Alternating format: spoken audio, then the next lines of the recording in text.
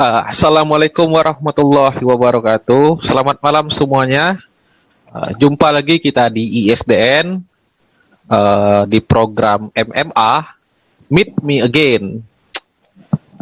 Pada malam hari ini acara yang akan dibawa, topik yang akan dibawa itu adalah Tauhid para Nabi dalam Al-Quran dan Bible, yang dimana nanti akan dibawa oleh kedua narasumber dari pihak Muslim dan juga dari pihak Kristen. Saya sapa dulu ini kedua narasumber ini. Assalamualaikum, selamat malam untuk Bang Al-Hidayah atau Bang Ridwan.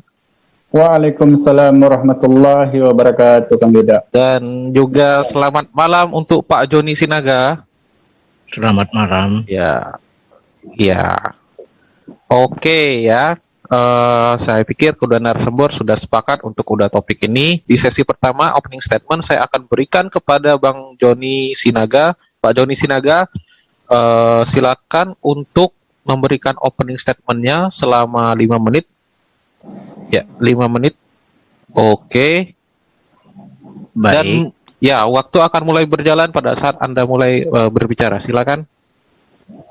Baik, pertama terima kasih buat ISDN yang sudah mewadain ruang debat dialog ini ya, gitu. Terima kasih juga untuk para kru-krunya ISDN.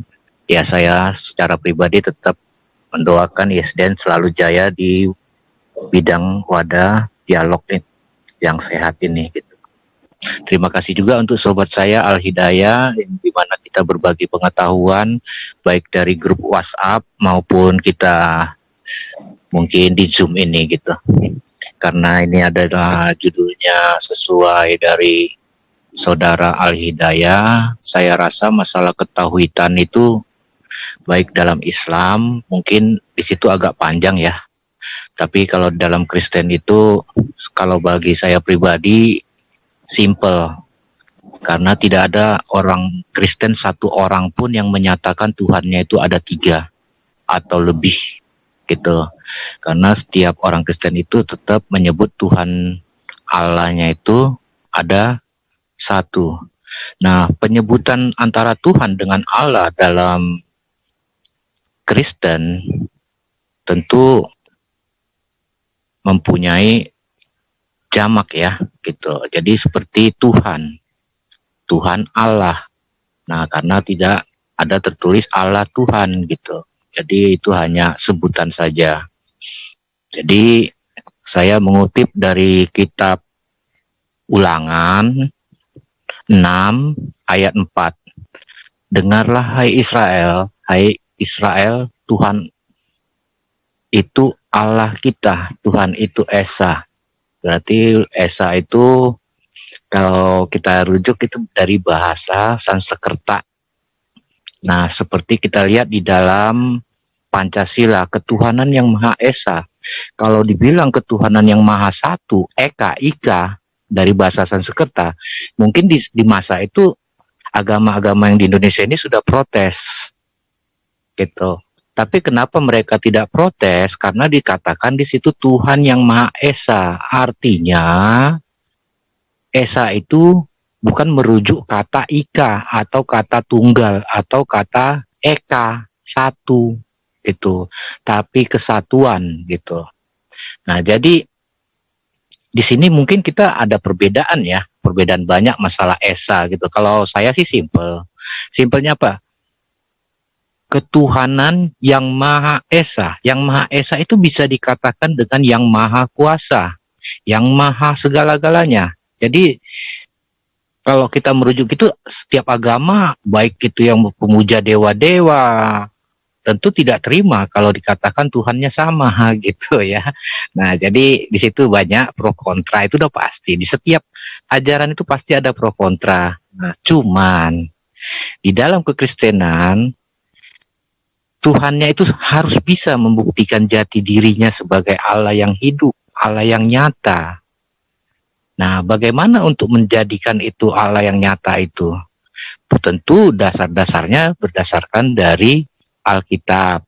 Nah, terus orang Kristen itu pasti membutuhkan bukti kuasa dan kemahakuasaannya Allah yang Maha Kuasa itu menyatakan kekuasaannya, bahwa dia itu ada dan nyata.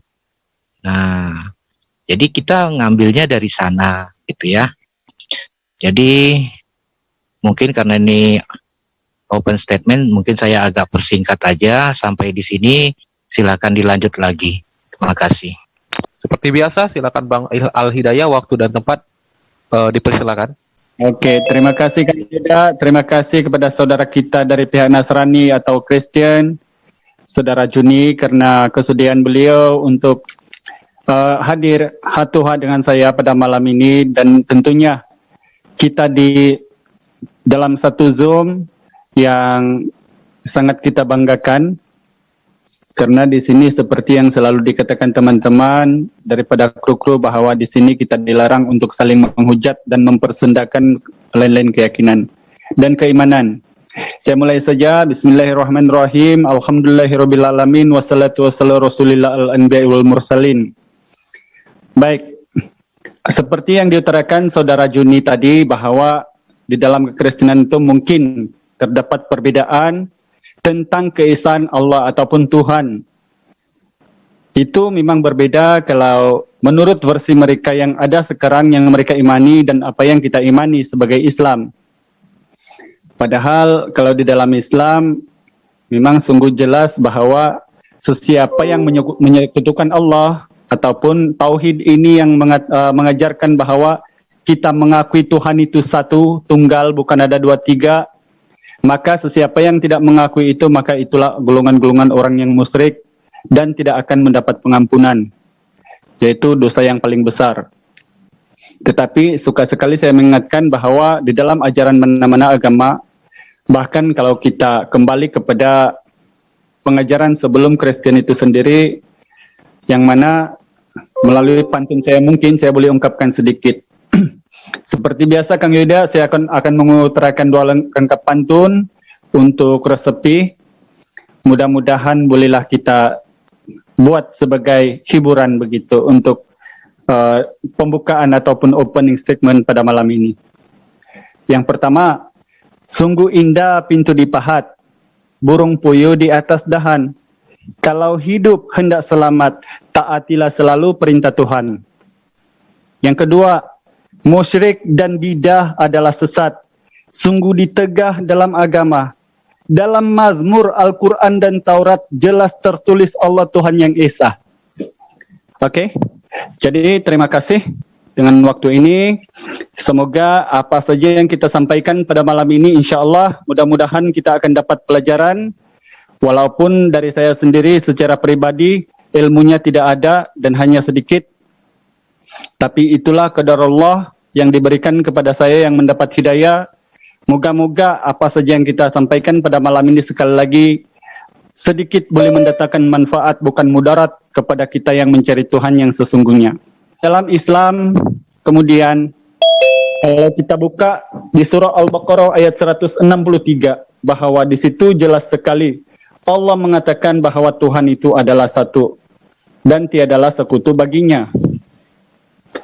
Dalam Al-Quran sendiri itu banyak disebutkan bahwa Allah itu satu dan tunggal.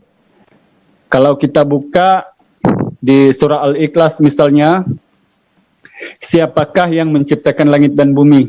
Sudah tentu mereka akan menjawab Allah. Ucapkanlah wahai Muhammad, alhamdulillah sebagai bersyukur. Disebabkan pengakuan mereka yang demikian tidak mengingkari Allah. Bahkan kebanyakan mereka tidak mengetahui hakikat tauhid dan pengertian syirik. Kemudian katakanlah wahai Muhammad, Tuhanku ialah Allah yang Maha Esa. Allah yang menjadi tumpuan sekalian makhluk untuk memohon sebarang hajat. Dia tidak beranak dan tidak pula diperanakan, dan tidak ada sesiapa yang serupa dengannya. Surah Al-Ikhlas 112 ayat 1 sampai 4. Oke, dan untuk setakat ini mungkin daripada saya, setakat untuk renungan, tetapi apa saja yang kita sampaikan pada malam ini insya Allah kita akan coba untuk berdialek atau berbahas melalui dua-dua arah. Karena bila mana kita ini saling mengutip daripada sumber masing-masing, tentu sajalah itu lebih kita perdalam karena masing-masingnya tidak akan mempercayai. Dan alangkah baiknya kalau saling mengoreksi dan mempersembahkan apa yang tidak valid menurut pribadi ataupun ketidakbenaran apa yang kita fikir secara logika atau yang tidak tersurat di pikiran atau di benak kita, boleh kita pertanyakan. Oke, jadi untuk itu sekian opening statement daripada saya. Sekali lagi saya berharap semoga diskusi pada malam hari ini akan mendapat manfaat. Persilakan untuk Bang Al Hidayah langsung memberikan pertanyaannya. Yang pertama dengan durasi waktu 1 menit dan waktu akan mulai berjalan pada saat Abang mulai berbicara. Oke, silakan. Oke, baik, terima kasih Kang Yuda. Saya mau bertanya kepada Saudara Joni. Apakah arti definisi tauhid di dalam Kristen? Karena saya yakin dan percaya Anda juga paham tentang tauhid. Jadi apa sajakah definisi tauhid yang diajarkan di dalam Bible atau Kristen, dan boleh tampilkan ayatnya jika ada. Terima kasih. Ya, silakan untuk Bang Joni, Pak Joni. Waktu dan tempat dipersilakan. Terima kasih pertanyaannya. Secara definisi detail mungkin tidak ada ya, gitu. Tapi karena dari kitab Ulangan itu sudah jelas ya bahwa Tuhan itu Esa, terlebih juga di dalam kitab-kitabnya Yesaya, gitu, di Yesaya 45 ayat berapa ya? Nah, itu sudah jelas bahwa Tuhan itu adalah Esa. Dengarlah hai Israel, kan yang seperti yang tadi saya katakan itu. Tapi jadi keesaan itu bukan merujuk kepada satu, karena Allah itu adalah roh dalam teologi Kristen. Nah, jadi memang kalau apanya itu udah pasti panjang ya. Nah, Allah itu dalam perjanjian lama itu kan selalu dikatakan tidak terlihat walaupun dia menampakkan diri kepada Musa. Nah, tapi bagaimana kita mengenal Allah itu? Gitu. Jadi masalah keesaan itu saya rasa simpelnya di situ aja tadi, seperti saya katakan tadi, Esa itu bukan berarti satu, tetapi maha kuasa. Sebagai contoh tadi saya jabarkan dari Pancasila. Pancasila itu dasar orang-orang Indonesia itu ketuhanan yang maha esa.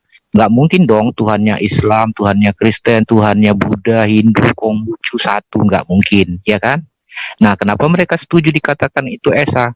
Karena esa itu sudah pasti merujuk kepada maha kuasa, gitu. Jadi ketuhanan yang maha kuasa itu sudah ini.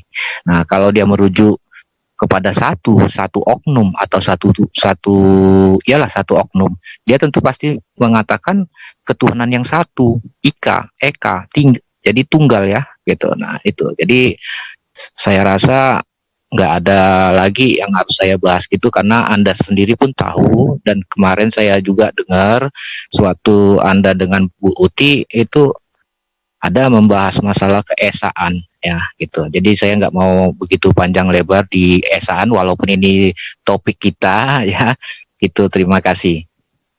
Iya, masih ada 2 menit 40 detik ini Pak Joni. Mungkin apa-apa, bisa kita menghemat waktu. Oh, baik. Waktu ya. Baik, disetting waktunya. Ya, jadi 1 menit. Baik, terima kasih untuk Pak Joni yang telah memberikan jawaban yang pertama ya. Baik, silakan untuk Pak Joni untuk memberikan pertanyaannya yang pertama juga kepada Bang Al Hidayah dengan waktu yang sama. Waktu dan tempat dipersilakan. Baik, makasih. Saya mau bertanya kepada Saudara Al Hidayah, bagaimana cara Allah Subhanahu wa Ta'ala menyatakan diri kepada umat manusia ia ada dan nyata? Itu. Terima kasih. Oke, terima kasih untuk pertanyaannya. Bagaimana cara Allah menyatakan diri kepada umat Muslim, begitu ya? Silakan untuk Bang Al Hidayah langsung memberikan jawabannya dengan waktu yang telah ditetapkan, yaitu 5 menit. Oke, terima kasih Saudara Juni. Pertanyaan Anda, bagaimana cara Allah menyampaikan atau mempersembahkan jati dirinya kepada umat manusia? Dalam Islam, kamislihi sayun, Allah itu tiada yang segambar dengannya, karena Allah bukan makhluk. Dan bagaimana kemudian manusia tahu? Saya bagi Anda logika sederhana. Anda tidak pernah bertemu Yesus. Anda tidak pernah bertemu Paulus. Kan begitu. Bagaimana kemudian Anda tahu mereka itu ada karena ada Bible? Itu masuk akal ya, pertama. Saya mau menanggapi sedikit tentang apa yang dikatakan saudara Juni tadi, yang mengutip hanya di perjanjian lama, yaitu Ulangan 6 pasal 4. Dengarlah hai orang Israel, Allah kita Tuhan itu Esa.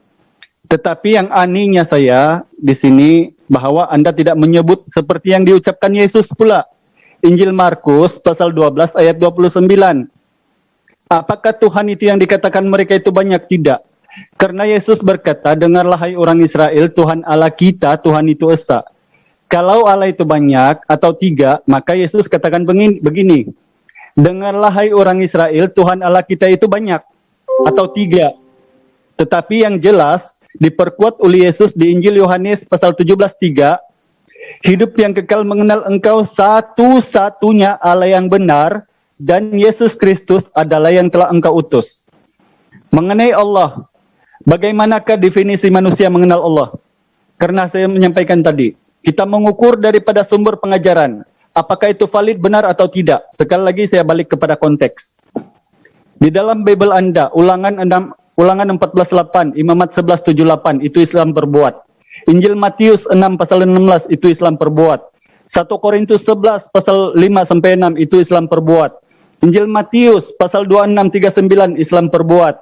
Injil Matius pasal 27-59, Islam perbuat. Jadi itulah bukti-bukti bahwa Islam itu ada sejak purbakala. Bagaimana di dalam Bible Anda sendiri, daripada hukum Taurat Musa sampai kepada Yesus, mengajarkan hal yang turun-temurun perjanjian kekal daripada Abraham, dikerjakan oleh Yesus, yang kemudian Yesus mengatakan di Injil Yohanes pasal 14 ayat 15-16, aku akan meminta kepada Bapa agar dia akan memberikan kepada kamu seorang penolong yang lain.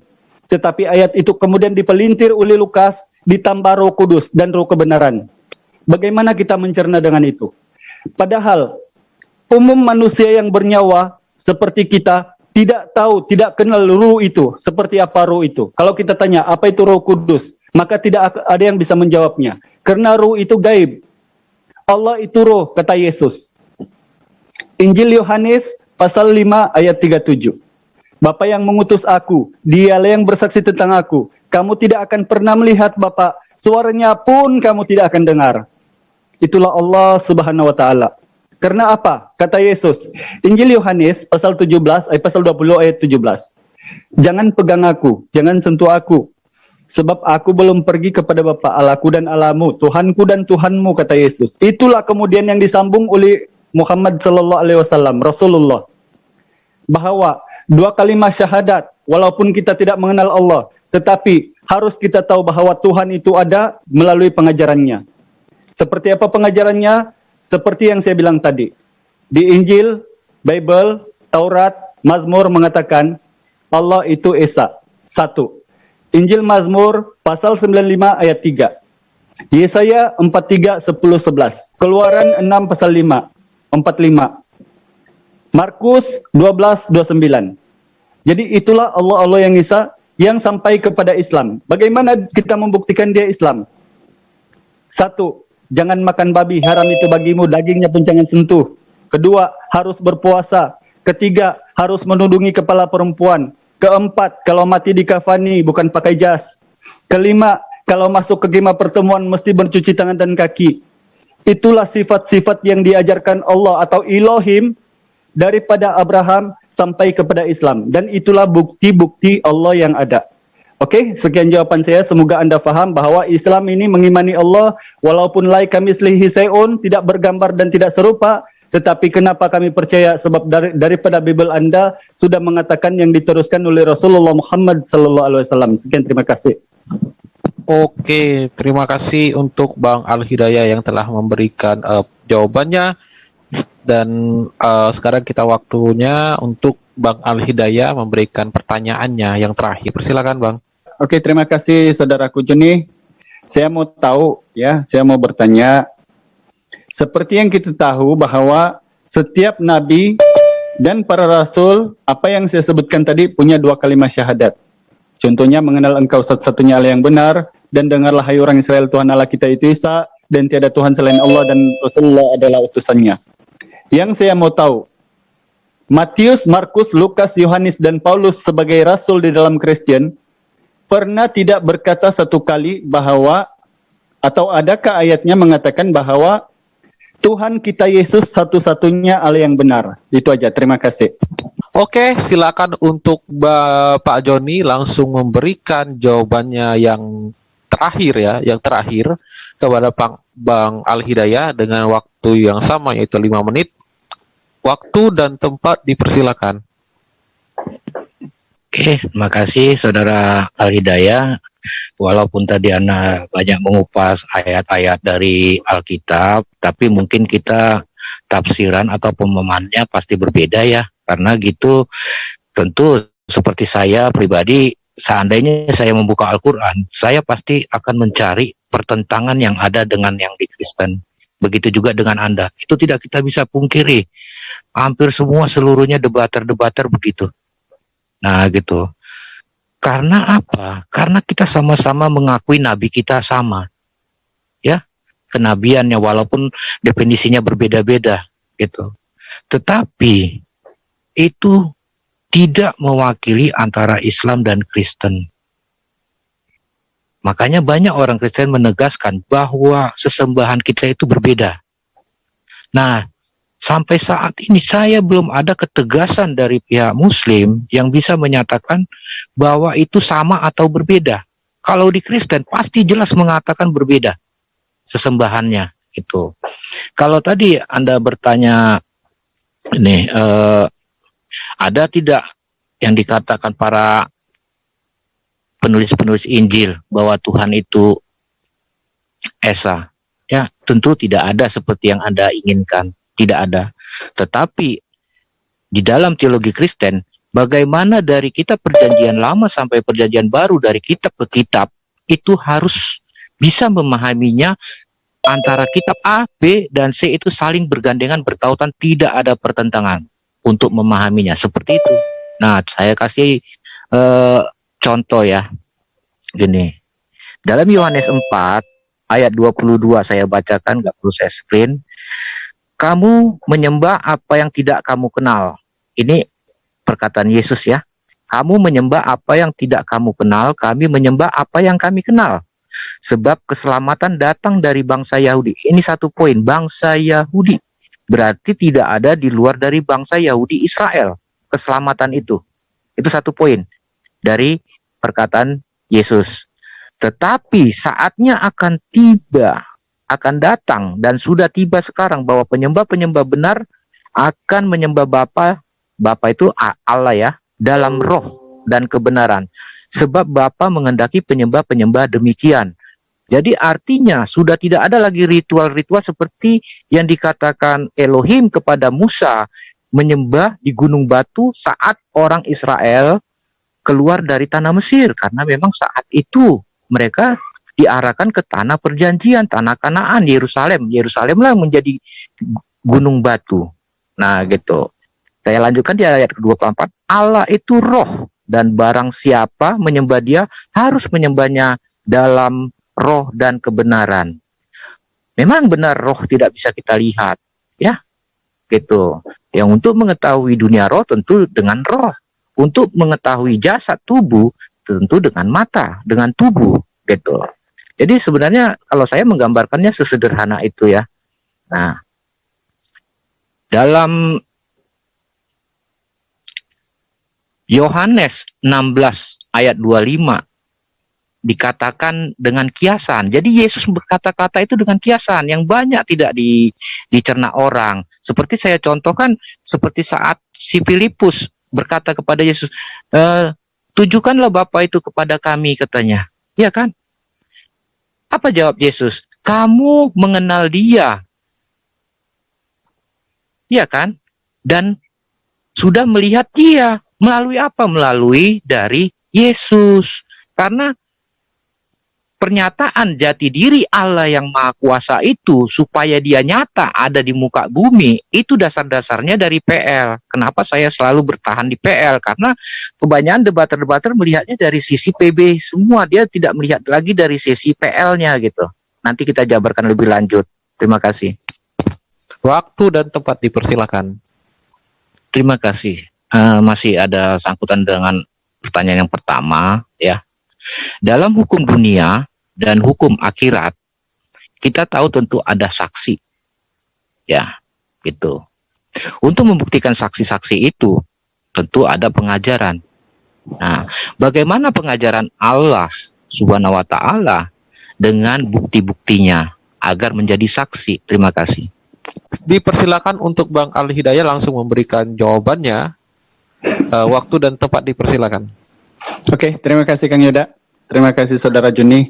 Saya cuma berdoa semoga-moga nanti suatu masa Allah memberikan Anda hidayah. Sebab Anda seorang debater yang santun ya. Jadi pertama saya tanggapi dulu pernyataan Anda. Ada 3 yang saya ambil poin. Anda mengatakan saya mencari-cari pertentangan atau kesalahan di Bible. Tidak. Untuk pengetahuan Anda, saya bukan bermegah karena saya masuk Islam, tetapi karena apa saya masuk Islam? Karena ajaran Bible. Itu yang pertama. Oke? Bahkan di dalam Al-Quran, dalam surah An-Nisa ayat 82. Tidakkah mereka memperhatikan Quran? Jika sekiranya Al-Quran bukannya datang daripada Allah, maka mereka akan mendapati pertentangan yang begitu banyak di dalamnya. Kenapa kemudian saya lebih kuat dengan Islam? Karena satu titik pun saya tidak pernah menemukan ayat ini mengatakan dia berak, ayat di situ mengatakan dia tidur. Oke? Itu yang pertama. Yang kedua, keselamatan hanya kepada bangsa Yahudi atau Israel. Betul. Amin. Haleluya. Sebab Yesus, Injil Matius pasal 10 ayat 5, Injil Matius 15:24, Kisah Para Rasul 6:16. Yesus diutus hanya kepada kaumnya Bani Israel. Janganlah kamu menyimpang ke kota-kota Samaria, tetapi pergilah kepada domba-domba yang hilang dari umat Israel. Mereka hendak melintasi kota Figrea, tetapi Roh Yesus tidak membenarkan mereka menginjil ke Asia. Oke? Yang kedua. Yang ketiga, harus menyembah dalam roh dan kebenaran. Na'udzubillah. Seseorang yang menyembah di dalam roh, percayalah itu definisinya sudah mati. Apakah Anda percaya ketika Yesus mengatakan, jika engkau tidak percaya bahwa akulah dia, kau akan mati dalam dosamu. Sekarang kita tanya, kalau mati dalam dosa, apakah Kristen dosanya akan mati dan orangnya hidup sampai akhir zaman? Ataupun orangnya hidup tetapi dosanya akan mati, orangnya mati tetapi dosanya akan hidup sampai akhir zaman. Nauzubillah. Inilah ajaran-ajaran doktrin yang disesatkan oleh Lukas. Saya bagi Anda logika sederhana, saudaraku. Ketika Lukas mengatakan, Injil Lukas pasal 1 ayat 1, setelah aku menyelidiki dengan saksama, maka aku mengambil keputusan untuk membukukannya dengan teratur bagimu.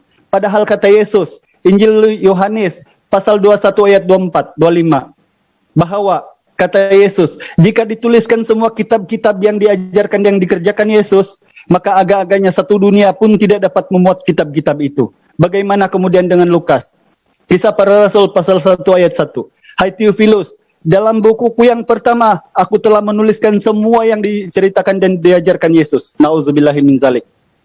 Oke saudaraku, semoga Anda nanti faham bahwa saya ini bukan mengobok-ngobok. Saya bukan mencari kesalahan. Itu bahkan jauh sekali di hati saya. Karena apanya saya terpanggil melalui diskusi begini, karena saya meluruskan akidah dan akhlak orang Islam, karena Rasulullah itu benar diutus kepada Qul ya ayuhan nas, ini Rasulullah alaikum jami'ah, untuk semua umat manusia, bukan kepada kaum Arab. Bahkan di dalam Al-Quran tidak ada dikatakan bahwa dengarlah hai orang-orang Arab, aku diutus Allah kepada orang Arab. Tidak ada. Mengenai pertanyaan Anda, bagaimana manusia mengenal Allah dengan ciptaannya? Cara kita mengenal Allah dengan semua apa yang kita alami di jagat raya ini. Ini semua adalah firman Allah, kalimatullah yang datang daripada Allah, yang kita anggap bermegah di dalamnya, yang kita diam di dalamnya untuk menjadi benar, padahal kita tidak mau beriman kepada Allah.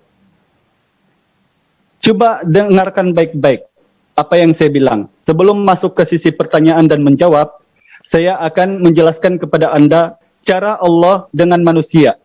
Apakah sama atau tidak? Padahal dalam surah Al-Baqarah ayat 255, Allah itu tidak mengantuk dan tidak pula tidur. Dia maha mengetahui apa yang di langit, apa yang di bumi, dan dia tidak merasa keberatan memelihara keduanya. Bagaimana dengan Yesus? Yang Anda bilang maha perkasa, maha gagah, dia yang menciptakan. Pertama, manusia tidak boleh menyunat Tuhan. Kedua, Tuhan tidak boleh kelaparan setelah berpuasa. Ketiga, Tuhan tidak boleh tidak mengetahui pohon ara itu kalau dikutuk tidak berbuah atau tidak. Keempat, Tuhan tidak boleh dicobai oleh iblis. Sebab iblis juga ciptaannya. Yang kelima, Tuhan tidak boleh mati 3 hari di kayu salib. Siapa yang menjaga alam semesta? Yang keenam, ketika Tuhan sudah mengatakan, aku tidak bisa berbuat apa-apa dari diriku, aku menghakimi sesuai apa yang ku dengar, dan penghakimanku adil, karena aku tidak menuruti kehendakku sendiri, tapi kehendak Dia yang mengutus aku. Iya, waktu habis Bang Al-Hidayah. Terima kasih Bang Al-Hidayah, semangat sekali pada malam hari ini sepertinya ya. Nah, girohnya itu luar biasa pada malam hari ini sepertinya Bang Al-Hidayah. Semoga Bang Joni juga seperti itulah. Jadi biar ada semangat lah, kedua narasumber ini bisa semangat gitu. Oke. Sekarang dipersilakan untuk kedua narasumber kita langsung mulai saja. Waktu dan tempat dipersilakan Bang Al-Hidayah dan Bang Joni. Baik, terima kasih Kang Yuda. Jadi saudaraku Joni, mungkin kalau dari saya sendiri nanti kalau saya bertanya, mungkin Anda agak sukar sedikit. Tetapi dalam waktu vital ini mungkin Anda ragu tentang Islam. Tentunya Anda tidak percaya dengan Islam melalui pengajaran Islam. Karena kita kalau kembali kepada ajaran Tauhid, jelas sekali seperti yang kita ungkapkan sebentar tadi, bahwa di dalam Al-Quran, dari kitab Torah, Mazmur, dan kitab baru yaitu Perjanjian Baru, itu mengatakan Tuhan itu satu, bukan dua, tiga. Cuma adapun kemudian ayat-ayat yang menjadi roh, itu adalah ayat-ayat sisipan. Dan itulah yang kanonisasikan melalui hasil konsili Chalcedon atau konsili Nicea. Nah sekarang, saya beri Anda peluang untuk bertanya tentang definisi Islam. Apa yang Anda ragukan? Sebab saya ini memang pun masih baru, saya masih belajar tentang Islam, tetapi insya Allah apa yang saya tahu saya sampaikan, karena saya tidak mungkin akan melebihi apa yang terlebih dan terkurang daripada naskah, atau daripada turunan wahyu daripada Allah Subhanahu Wa Taala. Nanti kalau Anda sudah memberi saya peluang bertanya, nanti saya akan bertanya. Supaya kita tertib gitu, silakan. Iya, karena tadi ini saya mau agak sportif dikit. Kenapa saya ini? Karena tadi kita waktu pas di grup WhatsApp ya kemarin itu Saudara Al-Hidayah kita sempat gantung itu pembicaraan kita. Dan kita di situ masih berkutat kepada judulnya. Karena saya udah tahu, pasti itu mengarah semua kepada ketuhanan keilahian Yesus ya. Untuk mencapai ke sana itu saya katakan itu memang jauh pelajarannya. Makanya jangan meninggalkan pelajaran dari Perjanjian Lama tadi. Kalau tadi Anda berkata bahwa penciptaan manusia tidak segambar dan serupa, itu artinya Anda melawan tulisan Musa. Kalau Anda mengakui Musa nabinya, seharusnya tulisan Musa kalian akuin dong, bahwa itu segambar dan serupa. Tetapi kenapa ini menjadi lain, tidak segambar dan serupa? Karena di ayat 26 dan 27 itu sudah jelas bagaimana penciptaan manusia. Nah, jadi saya mau buka kembali, bisa nggak minta tolong ini pembicaraan saya yang terakhir dengan Al-Hidayah di Yesaya 29, bahwa kita berdua sudah sepakat bahwa itu adalah nubuat untuk Nabi Muhammad yang dituliskan Yesaya. Iya, baik. Bisa saya bantu? Baik. Oke, di pause dulu. Jadi Yesaya 29 mulai dari ayat 9. Oke. Dari 9 sampai 16. Sampai 16 saja. Yesaya sebentar. Di urutan keberapa sini? Oh, ini dia. 29 dari ayat 9 sampai 16. Ya. Baik, saya bacakan saja ya. Oke, saya bacakan. Timer seperti biasa ya. Tercengang-cenganglah penuh keheranan. Biarlah matamu tertutup. buta semata-mata, jadilah mabuk tetapi bukan karena anggur, jadilah pusing tetapi bukan karena arak. Ayat 10, sebab Tuhan telah membuat kamu tidur nyenyak, matamu, yakni para nabi, telah dipejamkannya, dan mukamu, yaitu para pelihat, telah ditudungnya. Ayat 11, maka bagimu penglihatan dari semuanya itu seperti isi sebuah kitab yang termaterai. Apabila ia diberikan kepada orang yang tahu membaca dengan mengatakan, baiklah baca ini, maka ia akan menjawab, aku tidak dapat, sebab kitab itu termaterai. Ayat 12, dan apabila kitab itu diberikan kepada seorang yang tidak dapat membaca dengan mengatakan, baiklah baca ini, maka ia akan menjawab, aku tidak dapat membaca. Sampai berapa Pak Joni? Sampai 16. 16. Oke, baik, 16 ya. Berarti berapa ayat lagi? Ayat 13, dan Tuhan telah berfirman, oleh karena bangsa ini datang mendekat dengan mulutnya dan memuliakan aku dengan bibirnya, padahal hatinya menjauh daripadaku, dan ibadahnya kepadaku hanyalah perintah manusia yang dihafalkan. 14, maka sebab itu sesungguhnya aku akan melakukan pula hal-hal yang ajaib kepada bangsa ini. Keajaiban yang menakjubkan, hikmat orang-orang yang berhikmat akan hilang, dan kearifan orang-orangnya yang arif akan bersembunyi. 15, celakalah orang yang menyembunyikan dalam rancangan terhadap Tuhan, yang pekerjaan-pekerjaannya terjadi dalam gelap, sambil berkata, siapakah yang melihat kita dan siapakah yang mengenal kita? 16, betapa kamu memutarbalikkan segala sesuatu. Apakah tanah liat dapat dianggap sama seperti tukang periuk, sehingga apa yang dibuat dapat berkata tentang yang membuatnya? Bukan dia yang membuat aku, dan apa yang dibentuk berkata tentang yang membentuknya. Ia tidak tahu apa-apa. Oke, silakan. Nah, ini di ayat ini saya persilakan Saudara Al-Hidayah coba tolong jelaskan. Kita sudah sepakat benar-benar ini adalah nubuat untuk Nabi Muhammad, gitu. Baik. Silakan jelaskan. Oke, baik.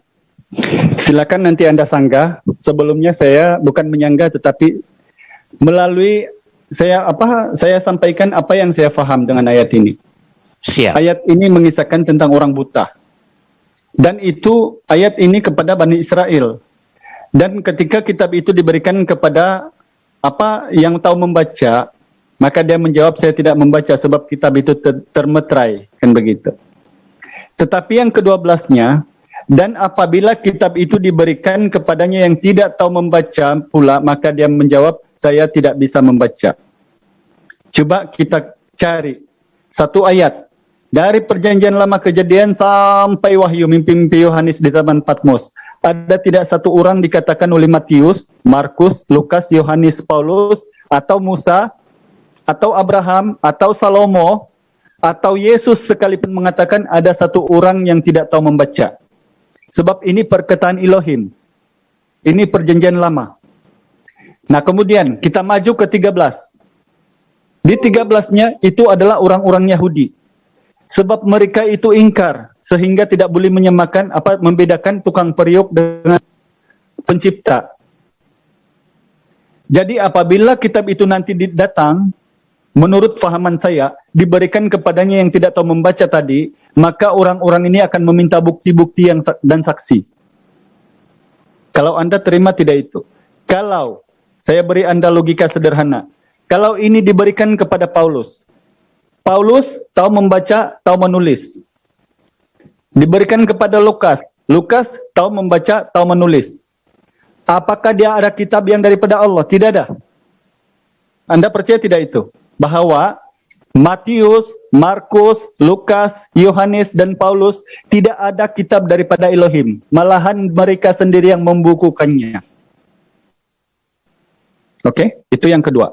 Yang ketiga, apabila nanti dia datang itu dan kamu meminta saksi-saksi, maka kita boleh lihat dari ratusan dialog selama ini yang terjadi diskusi, tidak lain umat Nasrani atau Kristen itu meminta kami menunjukkan di mana Allah menuliskan kitab itu dan diberikan kepada Muhammad. Nauzubillah.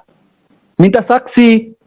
Padahal jelas di situ dikatakan bahwa mereka akan meminta bukti saksi itu dan ini. Bagaimana kemudian dengan Paulus? Apakah kami pernah meminta saksi? Tidak ada.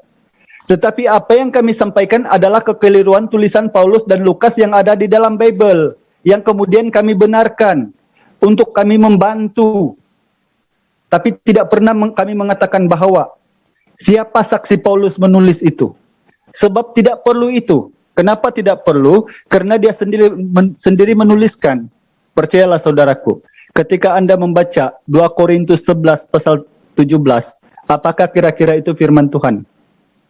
Apa yang aku katakan, aku mengatakannya bukan sebagai seorang yang berkata menurut firman Tuhan, melainkan seorang yang bodoh, yang berkeyakinan untuk bermegah. Bagaimana dengan nubuatan tadi? Daripada 12 sampai 16 itu. Adapun di ayat 13 dan 14 mengatakan bahwa mereka menjauh daripada ajarannya. Sebab tidak akan mempercayai tulisan-tulisan yang kitab termeterai yang terdahulu, Bible. Dan itulah ada Al-Quran yang disempurnakan. Coba perhatikan 14 dan 15 dan 16-nya bagaimana ayat itu. Jadi, selain daripada itu, saya juga suka sekali kalau Anda memang membawa saya kepada nubuatan. Ya, sebentar, kita dijeda dulu waktunya. Ya. Ini pembahasannya, kalau mau pembahasan kenubuatan, mungkin untuk Bang Joni sama Bang Al-Hidayah, next time ya, ditentuin lagi aja, atau dijadwalkan ulang, kalau ingin membahas nubuatan. Karena topik pada malam hari ini adalah tentang tauhid di dalam Al-Quran dan Bible, gitu ya. Jadi mohon kalau mau membahas tentang nubuatan, saya rasa jadwalkan ulang saja untuk kalian berdua. Baik, balik lagi ke topik yang telah ditentukan di awal. Silakan Bang Al-Hidayah dan Bang Joni. Baik, gini ya saudara, ini memang sini tadi kan kita sudah ini masalah ini, tapi karena Al-Hidayah bilang ini sudah merangkum semua antara PB dan PL. Tapi kan kita definisi tauhid di Kristen itu sudah jelas, keesaan itu bukan satu, gitu ya. Nah gitu, yang lain-lainnya tidak ada.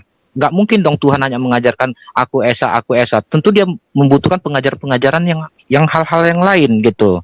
Nah, jadi untuk membuktikannya dari yang ini sisa dari WA kami ini berdua, kenapa ini kami sepakat ini ayat 29 dari Yesaya ini, biar sebentar saya jelaskan. Gini. Ini jelas di ayat sebelumnya, ini dari firman Tuhan kepada Yesaya. Iya kan, Bro Al-Hidayah, kita sudah sepakat ini nubuat untuk Muhammad. Tapi maksud saya di sini adalah penjelasan dari ayat-ayat ini. Ya. Ini saya jelaskan. Umat Muslim umumnya mengklaim saat Muhammad mendapatkan wahyu di Gua Hira itu disuruh membaca. Ya, nah jadi apa maksud kitab termaterai dalam kitab Yesaya ini? Kitab termaterai itu adalah ya seperti kitab yang sekarang diakui di dunia ini, kitab-kitab misalnya di Alkitab itu kan puluhan kitab, itu artinya kitab yang termaterai.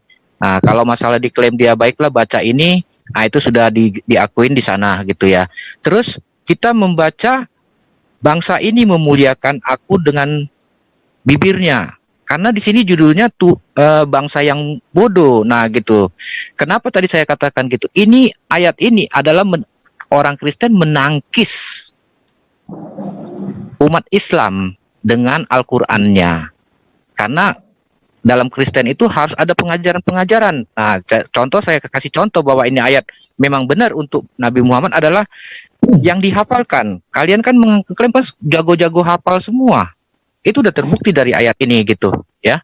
Memang untuk bangsa di luar bangsa Israel, tapi Al-Hidayah tadi mengatakan ini untuk Bani Israel gitu. Kalau itu nanti bertentangan lagi di kitab Yesaya, segala bangsa bertekuk lutut, bersumpah setia dalam segala bahasa. Nah, jadi apa yang dikatakan Yesaya dalam segala bahasa itu bebas bahasa, sementara di dalam Muslim kan tentu itu adalah khusus bahasa Arab. Nah, gitu. Sini sudah jelas kalau kami mengatakan seperti kalian mengatakan ada sunnah Nabi, sunnah Rasul ya. Nah, gitu. Jadi bagi kami dari ayat 29 ini itulah penangkis yang menunjukkannya bahwa kedatangan kalian itu tidak benar. Seperti sunnah Nabi adalah perintah manusia yang dihafalkan gitu. Oke. Terus kenapa nanti saya bilang sampai di ayat 16? Betapa kamu memutarkan balikkan segala sesuatu, ya? Itu kita Ya. sudah jelas, ya. Oke, Bang Joni, Kita- dikembalikan kepada Oke. topik awal. Tidak. Tolong dikembalikan pada topik awal. Karena ini topik awalnya tentang tauhid dalam Al-Quran dan dalam Bible. Iya. Mungkin bisa Nah, oke, dilanjut. sekarang gini, saya tanya aja saudaranya Al Hidayah, apa permasalahan Gini, permasalahan saya beri, ketauhidan? Ya, saya beri Anda peluang, silakan tanya aja dulu tentang ini, sebab memang betul Kang Yuda, ini dari grup WA dia tanya saya Tidak, ini. Bang, tidak bisa. Ini topiknya harus sesuai, Bang. Kalau ingin membahas membahas tentang jeda dulu, tolong. Membahas tentang ini bisa dijadwalkan next time gitu. Oke, jadi Gitu ya. Bang, Jadi Bro mohon Joni, jangan dicampur adukan antara yang ada di WA dengan yang sudah Ya. disepakati pada malam hari ini. Oke. Baik. Sekali lagi saya tidak melarang, cuman jika yang telah disepakati maka selesaikan yang disepakati di malam hari ini. Jika yang ada Oke. dalam WA silakan jadwalkan ulang. Itu saja saran saya. Silakan dilanjutkan. oke, gini, tadi bicara ke saksi-saksi, ya saudara ini Al Hidayah, coba mengapa tadi Anda sampai berkata bahwa perbedaan tadi seperti bahwa manusia tidak segambar dan serupa. Tolong silakan ini lagi di komen lagi. Oke, tentang manusia segambar dengan Allah. Iya. Kejadian 1:26-27 itu. Iya, Baiklah kita menciptakan manusia yang segambar dengan kita. Begitu. iya. Oke, baik. Saudara, mungkin saudara putung ayat itu sampai di situ. Ingat ayat seterusnya. Supaya mereka akan berkuasa atas ikan-ikan di laut, burung-burung di udara, dan tumbuh-tumbuhan. Ya, betul. Ya. Lalu, itu bukan hanya satu. Ada lagi di Kolose 1:15. Itu sama. Bahwa dia adalah gambar Allah yang pertama yang sulung, yang tidak kelihatan. Allah Ya. itu memang tidak kelihatan, tetapi dia menciptakan gambar, kan begitu. Iya. Nah, makanya Sekarang kalau dalam sebentar. Makanya kalau dalam iman Islam, hal-hal yang bergambar yang serupa dengan Tuhan pasti itu bukan Tuhan. Sebab kenapa? Saya bagi Anda contoh yang paling nyata di mata. Apakah muka wajah Anda dengan wajah saya sama? Padahal kita manusia. Tentu tidak sama. Sebab apa itu perumpamaan membuat manusia yang segambar, bukan karena pribadi Allah itu yang datang, tidak. Nauzubillah. Alangkah terkutuknya Tuhan itu, saudaraku. Padahal dia maha pencipta, tidak boleh dijangkau mata, tidak boleh diraba oleh manusia. Bagaimana pula manusia, Tuhan, boleh datang ke dunia dan boleh diludah-ludah, diinjak-injak dengan manusia. Itu sangat lemah. Bahkan kalau memang ada ayat yang kuat begini, kalau Yesus itu memang Tuhan, pasti dia mengatakan, percayalah satu kali saja bahwa aku adalah Allah yang telah menjadi manusia. Tetapi itu tulisan Lukas kemudian dengan Yohanes. Inilah yang masalahnya sebenarnya, yang masalah utama di dalam Bible. Sehingga Anda keliru memisahkan keduanya dari perjanjian lama sampai perjanjian baru. Kalau Anda bilang tadi, kita tidak usah ke perjanjian baru, ke perjanjian lama saja. Malahan di situ kalau saya lebih dalam lagi mempersembahkan apa yang saya belajar selama ini, maka Anda saya yakin dan percaya akan tidak berkutik menjawab saya. Sebab Justru di dalam itu. Perjanjian lama, sebentar. Sebab Ya. di dalam perjanjian lama itu nubuatan-nubuatan daripada Abraham kepada Daud, kepada Musa, kepada Daud, kepada Yesus, dan Yesus menubuatkan kedatangan Muhammad. Kalau kita nanti berhenti kepada perjanjian lama sahaja, justru Anda tidak dapat menjawab tentang Yesus. Coba, saya bagi ada contoh satu contoh saja. Ada tidak dari Kejadian sampai Maliaki satu titik nama Yesus? Padahal itu semua dari bahasa Ibrani yang diterjemahkan menjadi bahasa Yunani, dari Yunani kemudian bahasa Inggris, dari bahasa Inggris menjadi bahasa Indonesia. Halnya sama. Bagaimana tiada nama Yesus daripada Kejadian sampai Wahyu, Maliaki? Kalau Sebab secara itu- logika mana ada? Ya betul, tidak ada. Sebab itu adalah kitab para nabi. Jadi bahkan Anda lebih jauh kalau membawa saya hanya perjanjian lama. Sebab itulah saya bilang. Justru itu kita harus dulu membuktikan kitab perjanjian lama ini bagaimana. Saya kasih contoh. Yesaya 8 ayat 16 ya. Aku harus menyimpan kesaksian ini dan memateraikan pengajaran ini di antara murid-muridku. Yang berkata ini Elohim kepada Yesaya. Sekarang bagaimana Yesaya membuktikan perkataan Elohim ini? Coba kamu pikirkan secara logika. Bagaimana Elohim membuktikan bahwa dia itu nyata ada sesuai dia katakan kepada si Yesaya tadi itu? Oke. Saya sudah paham. Jadi sekarang saudaraku, sekali lagi saya bilang, semoga hidayah akan menyertai Anda. Semoga Anda akan diberi hidayah insya Allah. Tolong waktu kita ini persingkat aja. Tidak apa-apa, ini masih 23 menit. Saya bagi Anda logika yang paling simpel. Ya. Apakah Elohim itu berfirman kepada Musa? Kepada Yesaya? Tidak ada ayatnya. Tetapi kalau yang ayat ada, malahan Tuhan itu ada di situ. Anda pernah baca tidak? Di zaman Jangan Yesaya salah keluar. Sekarang kalau kamu bilang bahwa tidak ada Elohim berkata kepada Yesaya, itu salah besar. Baca di ayat-ayat sebelumnya. Itu kitab Anda. Itu kitab Anda. Nah sekarang Anda ini benar kitab saya. Sekarang tadi kan sudah saya kasih contoh. Tadi sudah saya kasih contoh Musa. Musa sudah berkata namanya Allah. Terus sementara kita itu banyak perbedaannya. Apa misalnya Ismail jadi Ishak atau sebaliknya ya. Nah, segambar dan serupa tadi, begitu juga di pihak kalian tidak serupa antara roh dengan zat itu tidak sama. Itu jadi sebenarnya saya sudah terangkan semua. Tapi Anda pertama di sini Anda potong. Saya mau menerangkan begini. Anda percaya tidak? Bukan sebegitu ayat yang benar. Bukan seperti itu. Saya bagi Anda contoh yang utama, apa yang nyata. Kalau Anda masih tetap di Yesaya, coba baca Injil Yesaya pasal 7 ayat 20. Anda kan punya kitab. Coba baca itu. Apakah Tuhan itu? Coba katakan kalau apa ayatnya, saya harus buka ini lagi. Saya pasal 7 ayat 20. Saya tidak punya kitab, tapi insya Allah saya boleh ingat. Yesaya 7. Oke. 20. Ayat 20. Iya.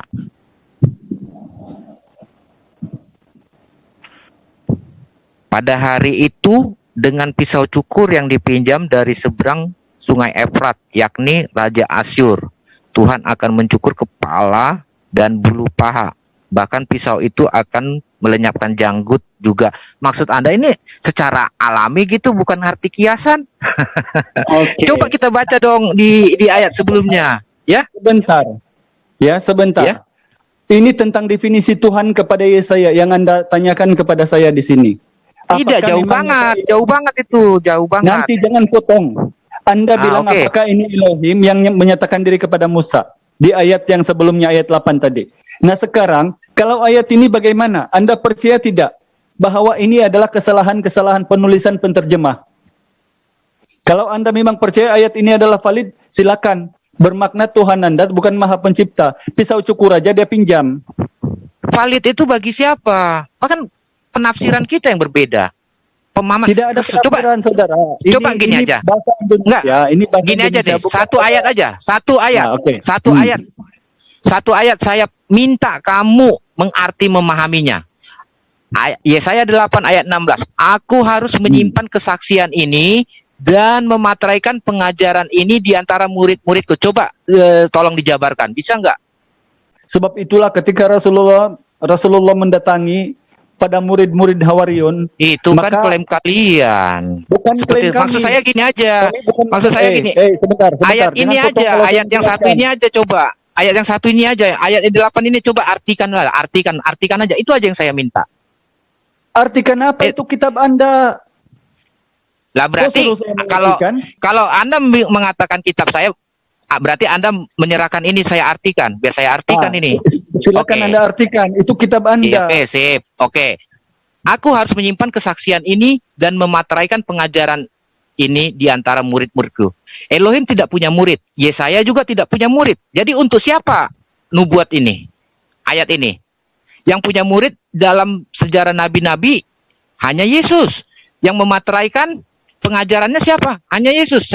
Apa buktinya? Kitab Injil. Itulah yang dimateraikan. Artinya dimateraikan itulah kitab-kitab pengajaran. Di dalam kitab Injil ada pengajaran-pengajaran tentang Yesus, tentang bagaimana menjadi damai sejahtera, tentang bagaimana menjadi orang yang benar, orang hidup yang benar. Itulah kitab yang dimateraikan. Semua yang Anda sebutkan itu juga diajarkan dalam Islam. Apakah Anda percaya bahwa semua orang Islam ini tidak melakukan hukum kasih? Apa Anda percaya? Contoh, kalau kami tidak melakukan hukum kasih, saudara-saudaraku, bukan kepada Anda sajalah, saya suka memperdengarkan. Saya beri Anda contoh. Asia ini dijajah oleh British dan Islam yang mempertahankan, membenggadaikan nyawa. Sebab sayang kepada Anda bangsanya. Kalau Ya, kami ini kembali di jeda Bang Guntur sebentar. Sepertinya kita kembali keluar topik. Saya membaca juga di live chat di chat ini keluar topik. Mohon untuk Bang Al Hidayah dan Bang Joni jangan kembali sampai keluar topik. Saya peringatkan untuk jangan sampai keluar topik. Silakan bahas sesuai dengan topik yang telah disepakati pada malam hari ini. Oke. Sebenarnya begini, berapa kali saya dialog sama Kristen ini, tidak sah dialog itu kalau tidak merangkumi dari Kejadian sampai Wahyu. Padahal yang dibahas satu, tetapi mereka akan meminta itu, ini, apa yang mereka sempat baca saja.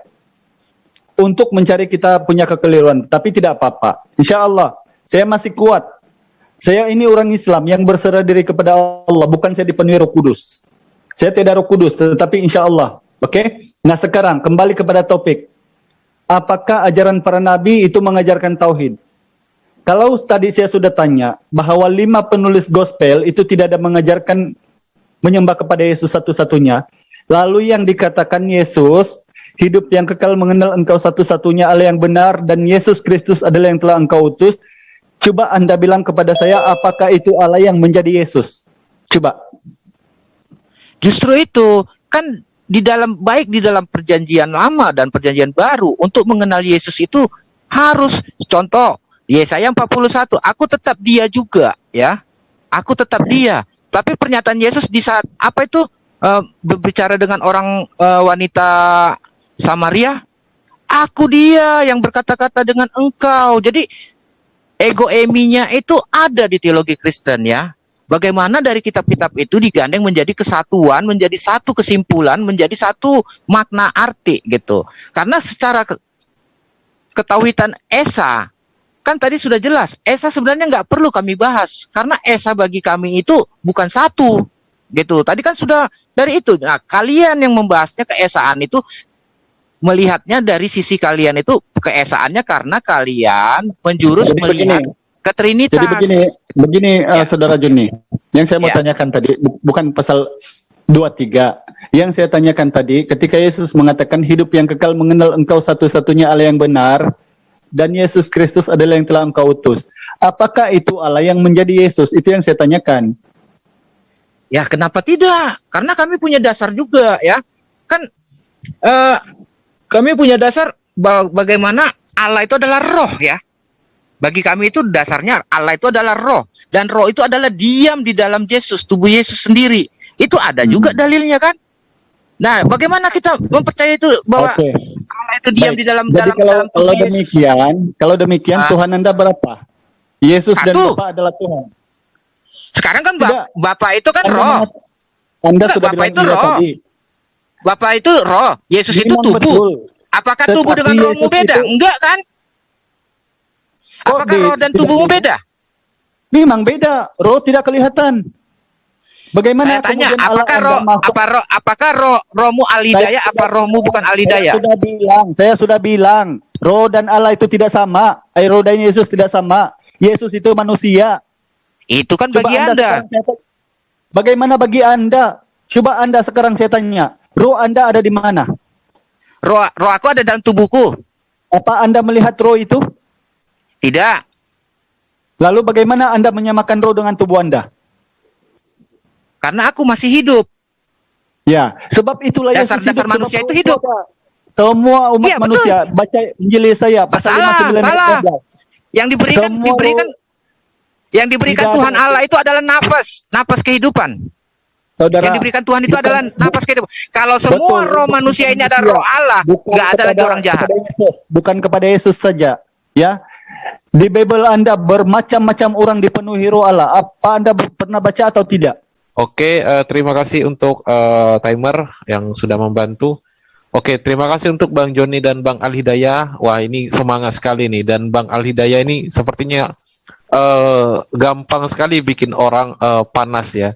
Dan Bang Joni juga di sini tampak sekali semangat pada malam hari ini. Oke, kedua narasumber kita saya persilakan untuk istirahat sejenak. Ya, kurang lebih selama 1 menitan lah ya. Oke, saya rasa kedua narasumber sudah ini ya, sudah relaksasi dan sudah minum, dan kita akan langsung masuk ke closing statement. Bang Joni, silakan open mic. Ya, ya. Ya, silakan open mic. Terima kasih untuk YSDN dan krunya yang sudah menyediakan waktunya bicara.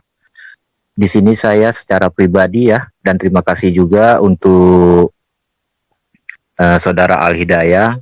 Jika ada tutur kata saya kepada kaum muslim, saya minta maaf ya, karena memang perbedaan inilah yang ada pada kita. Dan kita harus menerima perbedaan itu, sekalipun apa konsekuensinya bagi kehidupan kita secara pribadi. Nah, gitu. Jadi karena memang tidak ada spesifik secara ini bahwa Tuhan, ketauhidan itu adalah keesaan ya, walaupun memang di Alkitab sudah dituliskan bahwa Tuhan Allah itu adalah esa, dan tidak ada orang Kristen pun yang menyatakan Tuhannya ada tiga, tetapi itu semua terangkum dalam nama Bapa, Anak, dan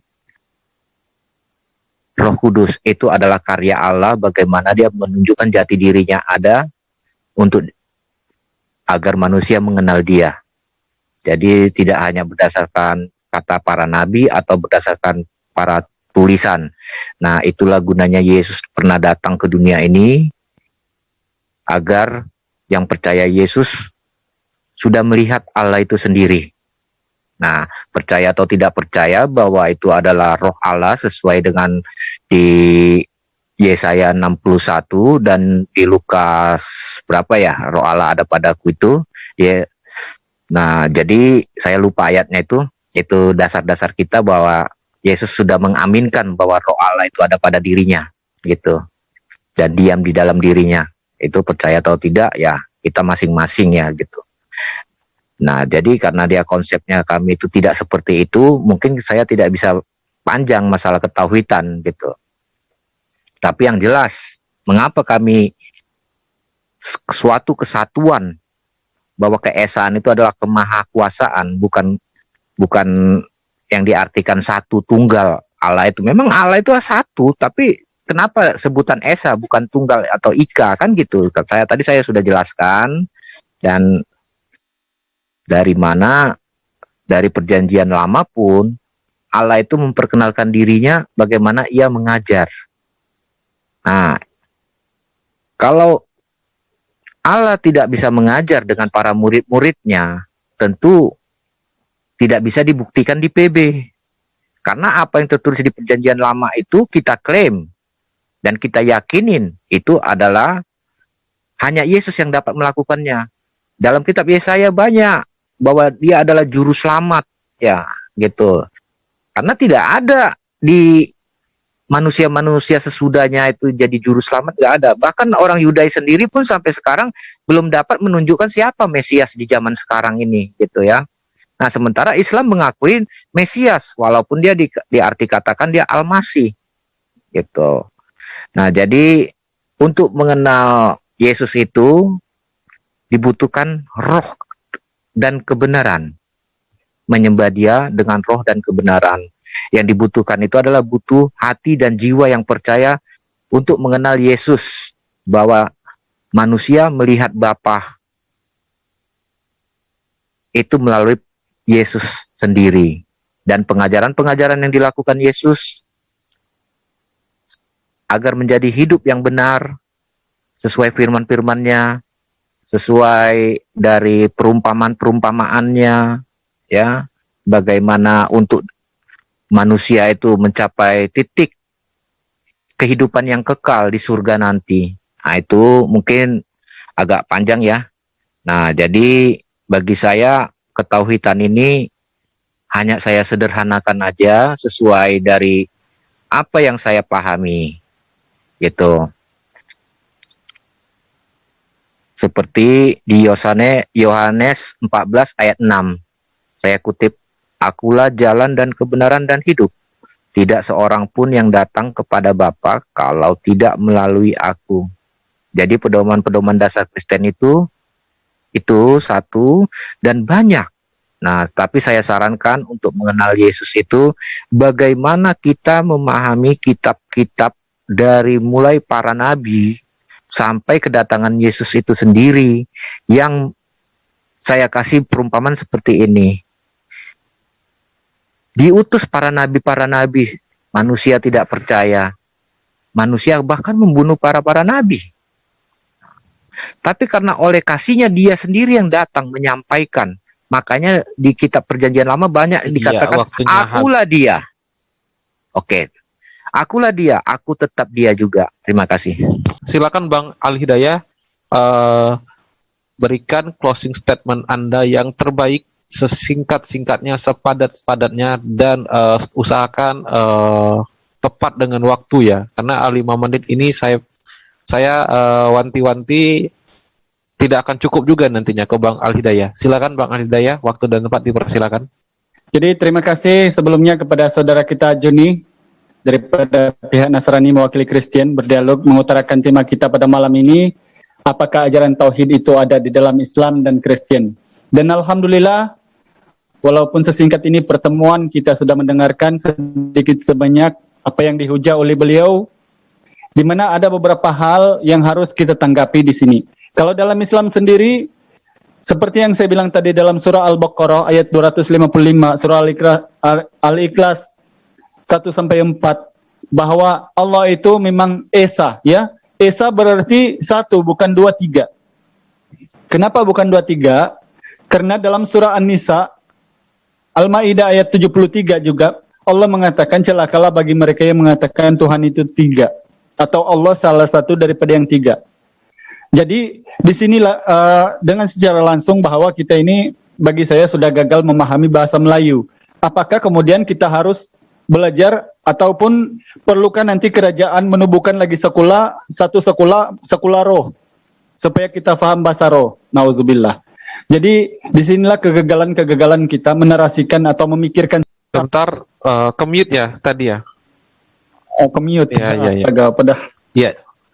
Lanjut Bang. Ya, padahal Bang Joni tadi sudah mengatakan bahwa Tuhan itu harus dipijat, harus disunat, harus dipukul, itu tidak apa-apa, nauzubillah. Sebab Tuhan itu bukan sebegitu rupa. Kalaupun Tuhan membuat manusia itu segambar dengannya, begitu juga dengan pengajaran Yesus, tetapi dia bukan Tuhan.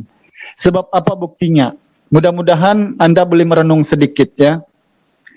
Aku akan pergi kepada Bapa Allahku dan Allahmu, Tuhanku dan Tuhanmu. Yohanes 20:17.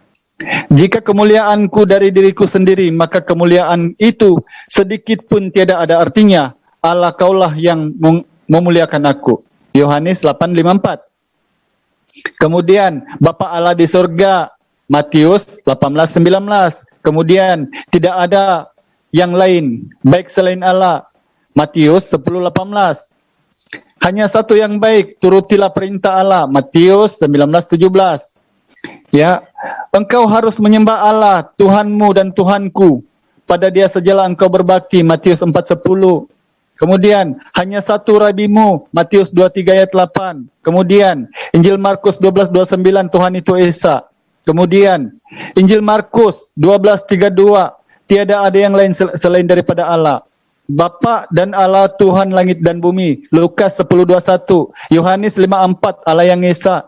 Maka mereka mengenal engkau satu-satunya Allah yang benar, Yohanes 17:3.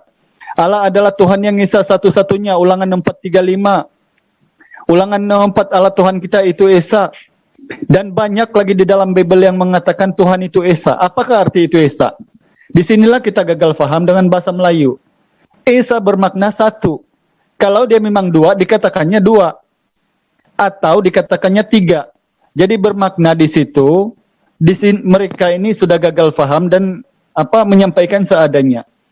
Jadi saya tidak tahu bagaimana lagi harus mendefinisikan perbandingan ini, sedangkan di dalam Bible jika mereka pahami itu murni tertulis bahwa bukan 2-3. Apakah itu gambaran 3? Anak, Firman, dan Roh Kudus.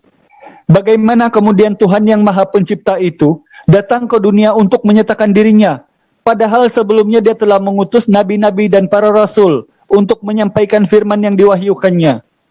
Kalau Tuhan itu sudah datang, percayalah sudah tidak ada lagi hukum Taurat. Tiada lagi Taurat di kitab Yahudi. Dan kalau Tuhan itu datang di dunia pada zaman orang Yahudi, percayalah, kalau orang Yahudi tidak mau beriman kepada Tuhan itu, maka hanguslah tanah Yahudi pada masa itu. Sebab Tuhan Maha Pencipta. Tapi buktinya, orang Yahudi malah tidak mengakui Yesus. Sebab dia bukan Tuhan. Kalau, satu lagi logika yang sederhana, kalau Tuhan itu Maha menghidup dan Maha mematikan, coba kita pikir, apakah Tuhan itu yang membunuh Maria? Ibunya sendiri dibunuhnya. Yang mematikan Maria itu Tuhan apa tidak? Yang menghamilkan Maria itu Tuhan apa tidak? Padahal dia lahir ke dunia, na'udzubillah. Saya tidak payah cakap. Kita semua tahu bahwa dia adalah murni seorang lelaki yang sempurna. Padahal Maria ibunya hamil. Menghamilinya 9 bulan 9 hari. Iya, Seperti waktunya manusia. habis juga Bang Al Hidayat. Ternyata tidak terima cukup kasih. juga untuk dua narasumber ini. Mungkin next time ya. Sekali lagi saya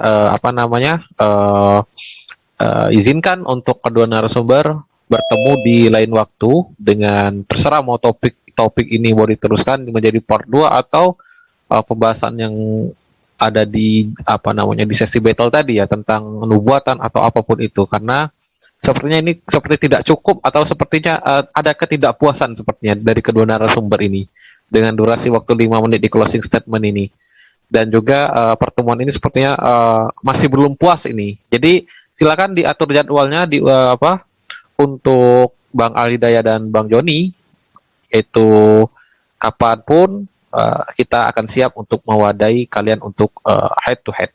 Baik, terima kasih untuk Bang Al Hidayat dan Bang Joni yang telah memberikan closing statementnya. Selanjutnya kita akan masuk ke sesi partisipan bertanya atau menanggapi kepada kedua narasumber. Baik, saya buka dulu mic-nya. Yang pertama ada Pak Hasan Madura. Baik, silakan Pak Hasan Madura. Waktu Anda 2 menit untuk menanggapi atau bertanya kepada narsum. Saya bertanya. Ya, silakan. Assalamualaikum warahmatullahi wabarakatuh. Selamat malam Pak Joni. Malam. Begini, Pak Joni tadi mengutip ayat tentang ini, barang siapa yang melihat aku maka melihat Bapa, gitu ya. Yang saya tangkap begitu. Nah, pertanyaannya, kalau muridnya ini kan melihat Yesus tentu melihat badannya, dagingnya, kan gitu, Pak. Muridnya ini, barang siapa melihat aku maka dia melihat Bapa. Artinya di sini kan Yesus Bapa itu kan dagingnya, karena muridnya ini melihat dagingnya, kan gitu, Pak. Gak mungkin murid melihat rohnya, kan begitu. Yesus, sedangkan kalimat Yesus di sini mengatakan barang siapa melihat aku maka dia melihat Bapa. Nah, pertanyaan saya, berarti yang diludahi itu adalah Bapa juga, gitu loh. Maksud saya ini, Pak, karena di situ ada kalimat ludah tadi, ada kalimat diobok-obok dan seterusnya, gitu loh. Itu pertanyaan saya. Terima kasih. Ya, silakan Bang Joni langsung memberikan jawabannya selama 2 menit.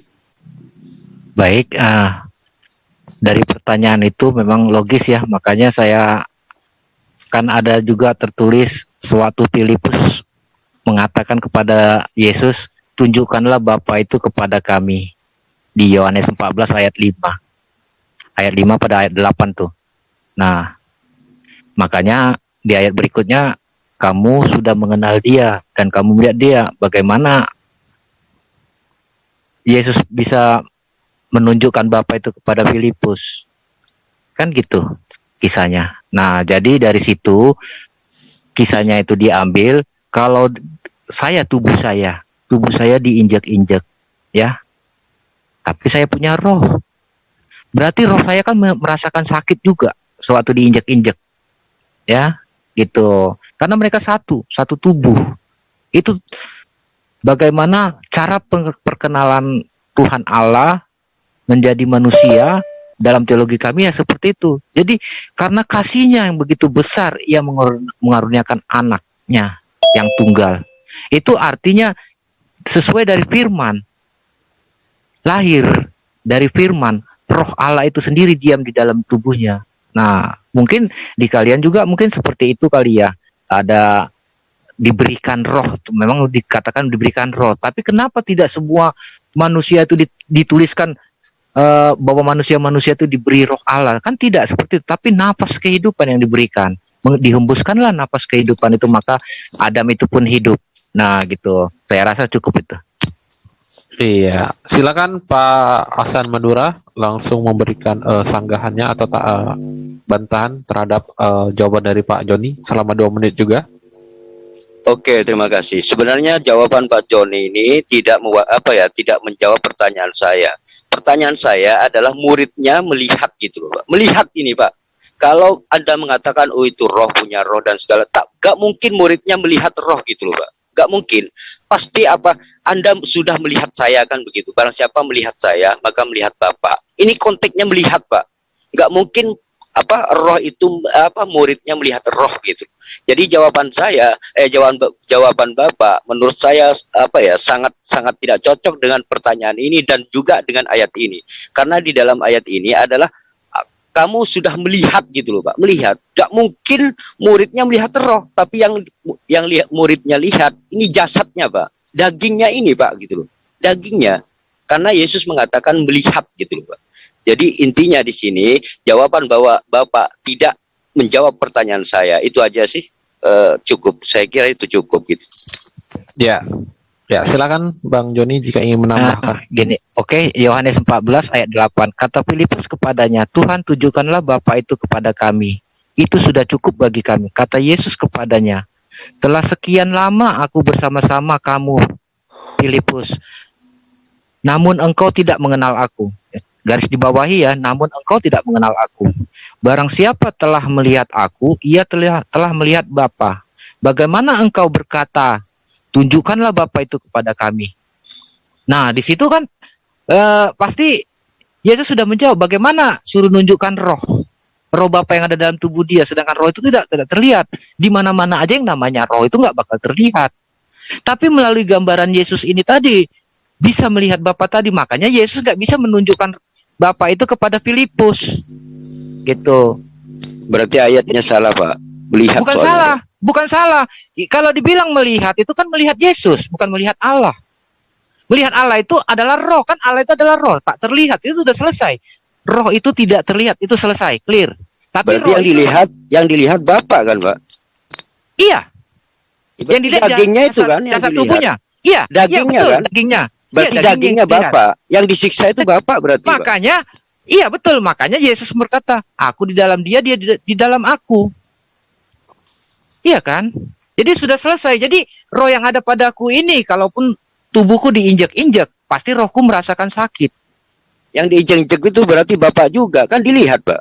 Iya, iya. Itulah kemaha kasihnya Tuhan yang kami sembah. Oh, baru tahu kalau Bapak yang diinjak-injak itu berarti. Sekarang kalau saya diinjak, apa roh saya diinjak? Ya jelas, Bapak kan dilihat. Yang diinjak, yang dilihat itu, Pak. Nah, betul. Tapi kalau Anda mengenal saya dari sisi jasadnya apa roh saya? Ya, waktunya habis Pak Joni dan Pak Hasan Madura. Saya batasi ya. Jadi untuk partisipan itu 2 menit. Ya, selamat malam semuanya. Saya ingin bertanya buat Pak Al-Hidayah, ya. Coba Anda buktikan secara tegas dan jelas bahwa Al-Quran itu mengatakan bahwa orang Kristen itu menyembah 3 Tuhan, ya. Bahwa kepercayaan Anda mengatakan bahwa orang Kristen itu menyembah Tuhan. Coba Anda tunjukkan dalam ayat Al-Quran bahwa orang Kristen itu menyembah 3 Tuhan, ya. Itu saja dulu. Makasih. Ya, sebentar. Mungkin Bang Joni bisa di-mute dulu sebentar, Bang. Dia rekam kali ya? Enggak. Ini ada yang noise sepertinya. Bang Joni mungkin bisa di-mute dulu sebentar, Bang. Bang Joni. Saya juga zoomnya jadi keluar ini. Sebentar ya, Bang. Saya mute dulu bentar ya, Bang. Oke, silakan coba Bang Al-Hidayah ngomong. Ya, tes. Enggak, sudah tidak ada. Ya. Lanjut. Coba kita tampilkan Al-Maidah 73 itu, Bang. Kang Yuda. Oke, baik. Al-Maidah ayat 73. Atau mau saya bacakan?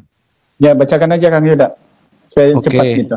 Laqad kafara allazina qalu innallaha hasali susalasa. Aduh, ini waktunya. Waman. Bentar, 73 waman. Oke, ini. Laqad kafara allazina qalu innallaha salisu salasa wa ma min ilahin illa ilahu wahid wa illam yantahu amma yaquluna la yamassanna allazina kafaru minhum azabun alim. Sungguh telah kafir orang-orang yang mengatakan bahwa Allah adalah salah satu dari yang tiga, padahal tidak ada sesembahan selain sesembahan yang esa. Jika mereka tidak berhenti dari apa yang mereka katakan, pasti orang-orang yang kafir di antara mereka akan ditimpa azab yang pedih. Silakan. Oke, baca lagi An-Nisa 171 kalau saya tidak keliru yang ucapan Nabi Isa. Yang ketika Nabi Isa ditanya oleh Allah, apakah kamu pernah mengatakan bahwa Oh, itu Al-Maidah, Bang. Al-Maidah. Coba bacakan itu Kang Yuda. 116. Ini. Wa isqalallahu ya Isa bin Maryam a anta qulta linnasi takhizuni wa ummiya ilaihi min dunillah. Qala subhanaka ma yakunu li an aqula ma laisa li bihaq in kuntum qultuhu faqad alaihi ta'lamu ma fi nafsi wala a'lamu ma fi nafsika innaka anta 'allamul ghuyub. Dan ingatlah ketika Allah berfirman, wahai Isa putra Maryam, engkaukah yang mengatakan kepada orang-orang, jadikanlah aku dan ibuku sebagai dua sesembahan selain Allah? Isa menjawab, Maha suci engkau, tidak patut bagiku mengatakan apa yang bukan hakku. Jika aku pernah mengatakannya, tentulah engkau telah mengetahuinya. Engkau mengetahui apa yang ada pada diriku, dan aku tidak mengetahui apa yang ada padamu.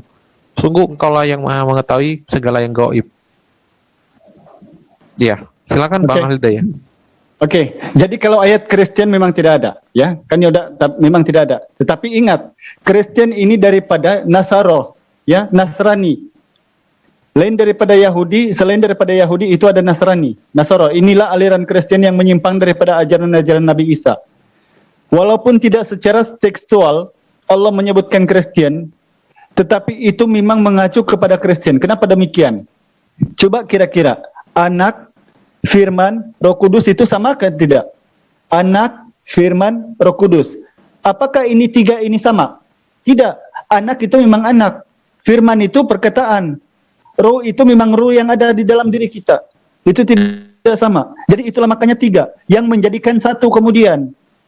Mengatakan satu. Daripada yang tiga. Itulah yang dikatakan Allah. Celakalah bagi mereka yang mengatakan Tuhan itu salah satu daripada yang tiga. Anak, firman, dan Roh Kudus. Jadi, dengan jelas ayat ini, walaupun tidak menunjuk kepada Kristen, tetapi satu-satunya oknum agama yang paling kuat di muka bumi yang mengatakan bahwa Tuhan itu berasal daripada tiga unsur pribadi adalah Kristen. Ya, itulah jawaban saya. Semoga Anda mengerti. Silakan Anda tanggapi. Oke, silakan untuk Bang Arjuna memberikan tanggapannya. Saya buka dulu open mic-nya. Silakan. Oke, terima kasih Bang Al-Hidayah. Jelas ya, ternyata Anda ada awalnya mengatakan itu ditujukan kepada Nasara, bukan kepada Kristen, ya. Jadi pertama Anda mengatakan bukan untuk Kristen, tapi kemudian Anda membaliknya lagi.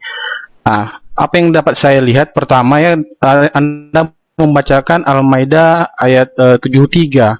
Di situ ada dikatakan bahwa Allah adalah satu dari yang tiga. Pertama, orang Kristen tidak pernah mempercayai Allah SWT sebagai sesembahan kami, ya. Itu jadi ayat ini tidak menyerang Kristen. Karena ayat ini menunjukkan kepada orang yang menyembah Allah SWT sebagai Tuhan. Kami orang Kristen tidak pernah menyembah Allah SWT. Yang kedua, Anda menyebutkan Al-Maidah ayat 116. Anda sendiri yang membacakan surat itu bahwa Allah SWT mengatakan tiga Tuhan, yaitu aku, yaitu Isa, ibuku Maryam, dan Allah SWT. Kamu memutar balikan firman Allah sendiri. Allah sendiri mengatakan Isa, Maryam, dan Allah, sementara Anda mengatakan Yesus, Roh, dan Bapa, Anak, dan Roh. Ya, Anda sendiri yang mengasumsikan bahwa firman ini menuju kepada Anak, Bapa, dan Roh. Padahal Al-Maidah 116 tidak pernah mengatakan Isa, Allah Bapa, Anak, dan Roh Kudus, tetapi Isa, Maryam, dan Allah. Ya, jadi sangat jelas ya, Anda mau mutar bahwa kami percaya tiga Tuhan. Padahal Al-Quran sendiri tidak pernah mengatakan kami menyembah tiga Tuhan. Dan Tuhan yang kami sembah adalah Bapa, Anak, dan Roh Kudus. Bukan seperti yang dikatakan Al-Maidah 116, yaitu Isa, Maryam, dan Allah. Jadi sudah salah ya Pak. Okay. Yang kedua, yang terakhir saya minta coba host membuka dalam surat 29 ayat 46. Surat 29 ayat 46. Iya. Oke, waktunya habis tapi Pak. Tapi oke lah, saya coba tampilkan dulu ya. Terakhir. Iya, 29 ayat berapa tadi? 46.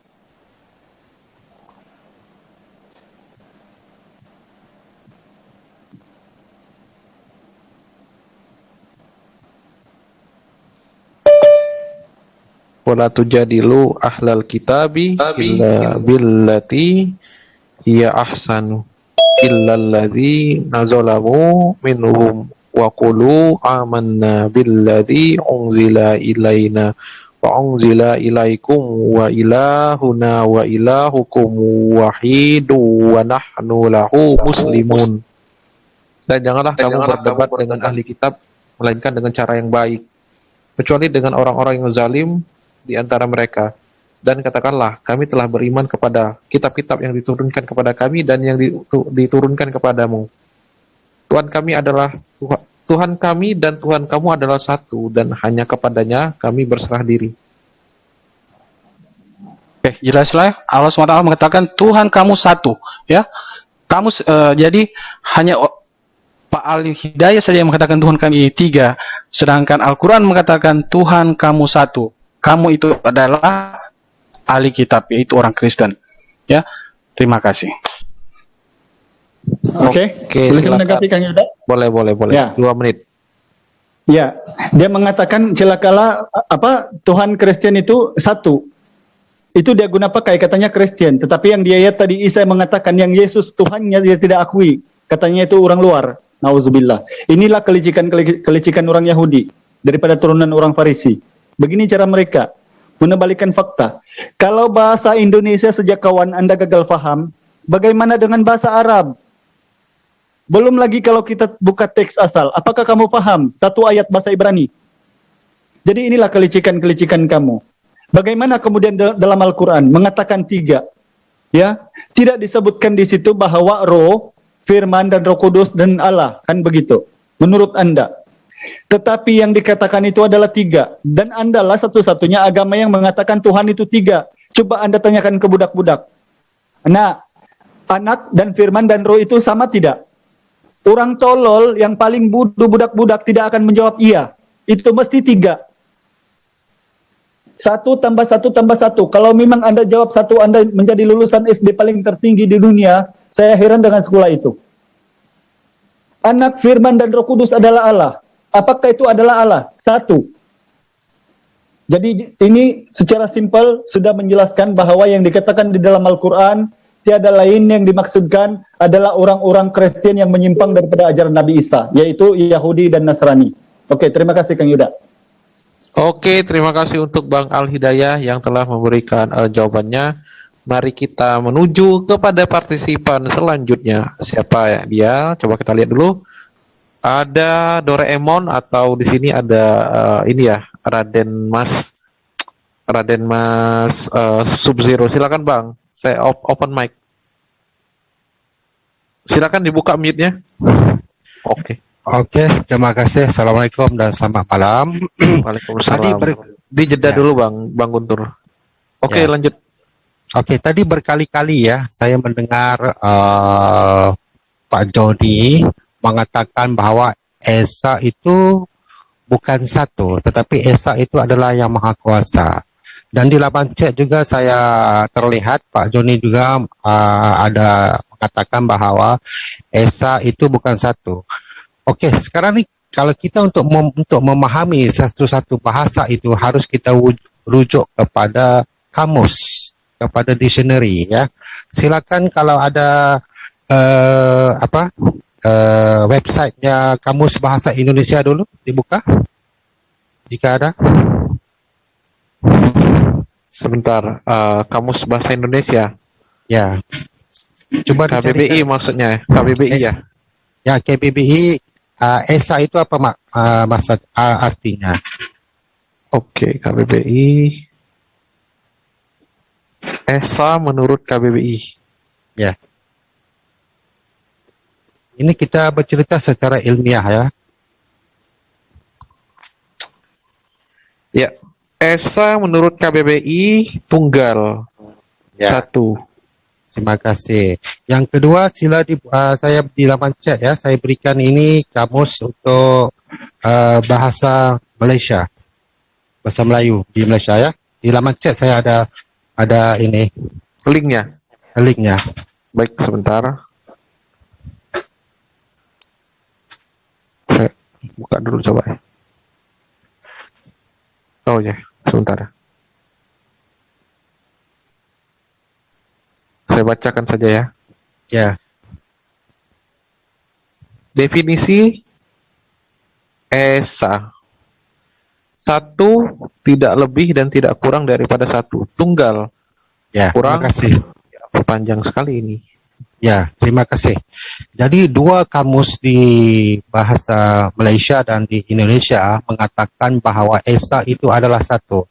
Jadi saya bertanya kepada Pak Joni, sila tampilkan satu dictionary daripada mana-mana negara di dunia ini, sama ada di Afrika, di Eropah, di Asia, di Nusantara, di segala macam, di sepelusuk dunia ini. Tampilkan kepada saya satu dictionary bahwa Esa itu artinya maha kuasa. Silakan. Oke, silakan Pak Joni, Bang Joni, open mic-nya. Saya buka dulu mic-nya. Silakan open mic, Bang Joni. Selama 2 menit. Ya. Baik. Kan tadi saya sudah gambarkan keesaan itu dalam Pancasila, ketuhanan yang Maha Esa. Kalau dibilang Tuhannya satu, mungkin agama-agama lain tidak terima itu tertulis di dalam Pancasila. Satu ya. Kedua, keesaan itu adalah kata sifat. Nah, jadi bukan kata tunggal, itu kata sifat. Jadi sifat Tuhan itu apa? Esa. Itu udah jelas. Kalau tidak, kenapa tidak ditulis saja seperti Bhinneka Tunggal Ika, ketuhanan yang Maha Ika. Jadi saya rasa itu dulu. Silakan lanjut. Ya, silakan Bang Sub-Zero ditanggapi. Selama 2 menit. Ya, terima kasih di atas jawabannya. Tetapi soalan itu harus dikembalikan kepada Pak Joni. Kenapa di dalam Bible tidak mengatakan Tuhan itu yang Maha Esa, tetapi dikatakan yang Maha Esa? Kalau itu adalah merujuk kepada sifatnya, kenapa dikatakan Esa? Seharusnya dikatakan yang Maha Esa, seperti yang Pak Joni katakan. Begitu. Justru itu. Kita bicara Sebentar, Pak harus. Joni. Ini biarkan Bang Sub-Zero dulu. Ya, kita bicara harus merujuk kepada sumbernya. Seperti mana saya mengenai sesuatu perkataan itu harus dirujuk kepada dictionary. Ya, untuk kita memahami satu-satu makna harus kita merujuk kepada apa? Kepada dictionary. Itu yang paling tepat. Ya, bukan berasumsi atau merujuk kepada bahan-bahan yang tidak bersumberkan, yang punya otoritas. Ya, otoritasnya adalah dictionary. Soalan yang kedua saya, Pak Joni gagal menampilkan mana-mana dictionary di seluruh dunia. Walaupun hanya satu dictionary, Pak Joni telah gagal menunjukkan bahawa artinya Esa itu adalah yang Maha Kuasa. Semua dikatakan apa? Dikatakan Maha Kuasa sifatnya. Tetapi di dalam Bible itu tidak mengatakan begitu. Ayatnya jelas mengatakan Tuhan itu Esa, tidak mengatakan sifatnya Tuhan itu Esa. Enggak ada. Kenapa dikatakan Tuhan itu Esa? Kenapa tidak dikatakan sifat itu Esa? Sifat Tuhan itu Esa? Tidak ada. Jadi apa yang Pak Joni katakan itu tidak merujuk kepada sumber otoritas, sumber dictionary itu sendiri. Ya, terima kasih. Iya, silakan untuk Bang Joni kembali memberikan sanggahannya selama 2 menit. Masalah ini sudah banyak ya dibahas ya. Jadi seperti orang Kristen selalu berkata ecat ya, yang mengartikan itu satu kesatuan ya, gitu. Jadi karena itu dia sekarang kan artinya Esa itu kan, tulisan Esa itu kan dari bahasa Sanskerta. Ya, itu masih bertentangan. Kalau masalah diktonari, dari kitab-kitab Alkitab yang ada di Indonesia ini, awal mulanya itu kan penerjemahnya kan para Muslim. Otomatis KBBI juga dikeluarkan oleh Muslim, orang-orang Muslim di Indonesia ini sebagai penerjemahnya, ya. Nah, jadi kalau berdasarkan kita mau minta dari mana, ya kita silakan cek dari bahasa-bahasa yang lain. Apa itu arti kata Ibraninya ecat, yacat, yacit, Allah yang Esa. Nah, tadi saya sudah bilang masalah Pancasila itu sebagai contoh. Kalau ini ya, silakan dibuka lagi di Google arti ecat itu apa. Ya berarti Esa. Pertama, satu. Kalau karena kami tidak mengaminin Esa itu adalah satu tunggal, ya, tapi mengartikannya suatu kesatuan, makanya kami tidak tulis seperti yang Anda mau. Ya, memang otoritas Alkitab tentu dari ahli-ahli teologi Alkitab, tapi kita tidak pungkiri kita hidup di Indonesia ini dari KBBI ini, baik dari Bibel-Bibel tahun 50-an yang diperintahkan orang-orang Belanda menerjemahkannya ke bahasa Indonesia di masa itu terbawa dari sana. Yang memang ahli-ahli bahasanya di masa itu adalah orang-orang Muslim. Kita bisa cek deh Alkitab tahun 50-an. Berbeda sama yang sekarang, tapi arti dan maknanya sama kami tidak berbeda. Terima kasih.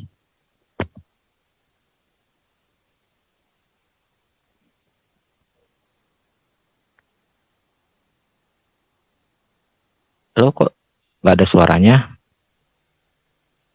Lanjut.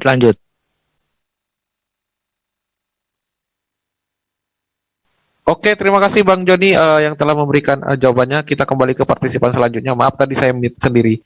Silakan Pak Hasan langsung memberikan pertanyaannya atau sanggahannya selama 2 menit. Ini pertanyaan lagi. Selamat malam Pak Joni. Saya penasaran aja gini Bang. Karena Pak Joni tadi mengatakan bahwa yang disiksa, bahwa yang diludahi itu adalah Bapak. Karena muridnya melihat Yesus, melihat dagingnya. Dan Yesus mengatakan, barang siapa melihat aku, melihat Bapak. Murid-muridnya kan melihat daging. Berarti Bapak ini daging, dan Pak Joni mengatakan yang disiksa, yang diludahi itu adalah Bapak itu sendiri. Nah, ini pertanyaannya, Bapak ini kan Tuhan, Bapaknya ini. Maka berarti ini yang disiksa, yang ditombak ini adalah Tuhannya Pak Joni gitu. Berarti Tuhannya itu yang dilihat oleh murid-muridnya ini. Benar ini Pak Joni. Karena Anda mengatakan seperti itu tadi. Gitu. Ya gitu aja. Silakan Pak Joni langsung memberikan jawabannya. Halo Pak Joni, sebentar ya saya buka dulu mic-nya. Eh, ya, silakan open mic Pak Joni, Bang Joni. Iya.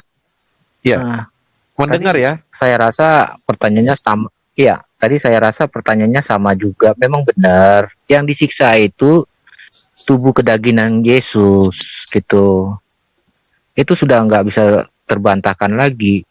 Dan memang dia, jika Yesus adalah Tuhan kami, yang disiksa itu tubuhnya gitu.